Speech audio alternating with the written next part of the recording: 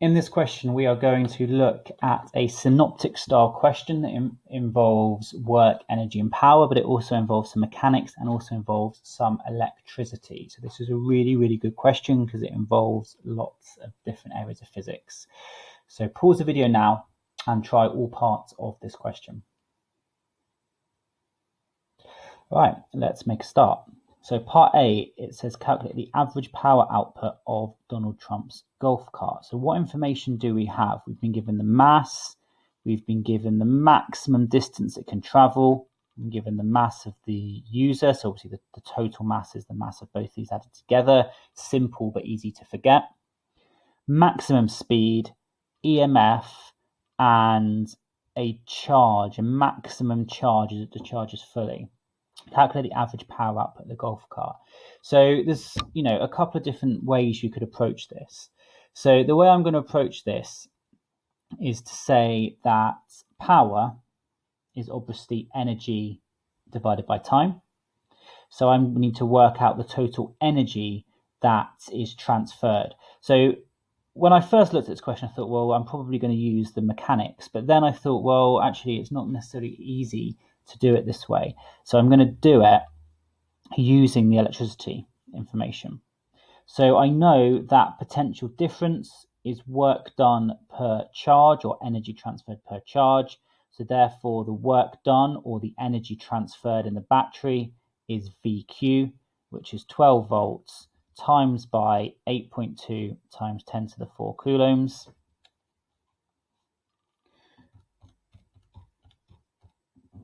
Which is 1.008 times 10 to the 3. It's probably, I've typed in my calculator wrong.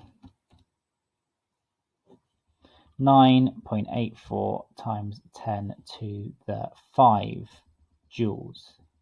So now I've got the work done or the energy transferred. I need the time. So the time I can work out using the mechanics information. So I can say speed is distance over time, or time is distance over speed. The distance it travels is 18,000 meters. The speed is 1.1 meters per second. So the time of its journey is 16,363 seconds. So now I can say that power is energy over time.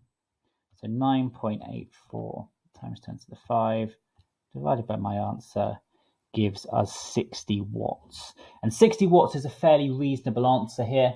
So I'm fairly confident this is correct. Now there is another method you could use. You could say that power is potential difference times current, and current is charge divided by time. And then you could use time in exactly the same way here. This would give you the same answer, equally fine to use. Part B, during the journey, forces due to friction and air resistance act on the cart and its user.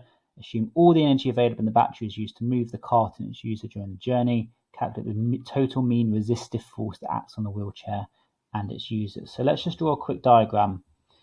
We have the thrust moving the wheelchair forwards. Sorry, not the wheelchair. That should say golf cart. And again, that should say golf cart.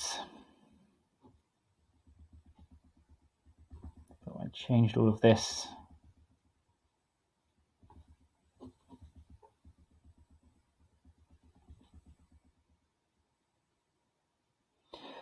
So the thrust, and then we have the drag backwards. And if it's at a constant velocity, then the thrust equals the drag. So this involves using power is force times velocity. This is the force required to make something move at a constant velocity, and is going to be equal to the resistive force, because that is obviously equal to the thrust forwards. So force is power over velocity. The power is from part A. The velocity is 1.1 meters per second. Type that in my calculator. And I get 54 newtons. Now, in this part, we're going up a hill of 4.5 degrees. So we want the force of gravity acting parallel to the slope. So mg goes this way, and we want this component here, which is the same as this component here, which is the opposite of the angle. So mg sine theta equals our answer.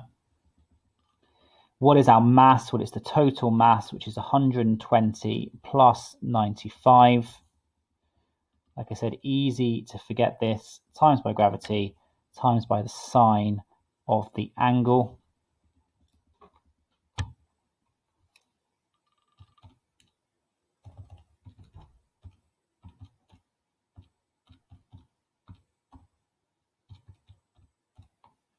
And that gives us 165 newtons. Part D, assume the maximum speed of the golf cart and its user when travelling up this hill when the power output of the battery is the same as in Part A. Assume that the resistive forces due to friction and air resistance are the same as in Part B. So we've got a new speed that's going to be slower. It should be fairly obvious that it is slower. What are the resistive forces? Well, we've obviously got two now. We've got the resistive force from the air resistance, which is 54 newtons, and we've also got this component of the weight acting down the slope, and that is 165 newtons. So our total resistive forces, 54 plus 165, are 219 newtons. We then need to use, again, power is force times velocity with our new set of resistive forces. The power output remains the same, so our new velocity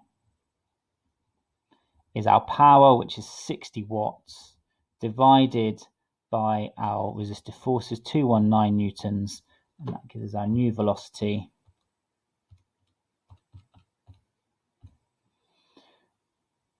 of 0.2 meters per second.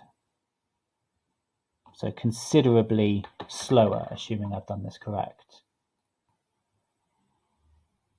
So the final question, explain how and why the maximum range of the golf cart on the level ground is affected by the mass and the speed.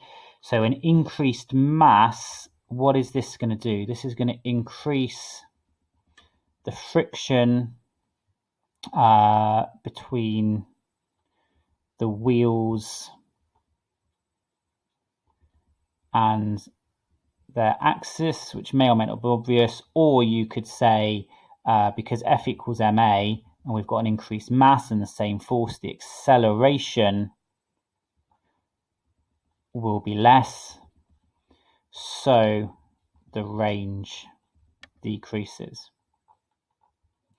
The speed at which the golf cart travels, so if we have an increased speed, what are we going to do? We're going to have increased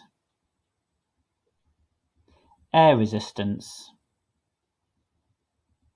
So again, the range will decrease because more energy is going to overcome the air resistance.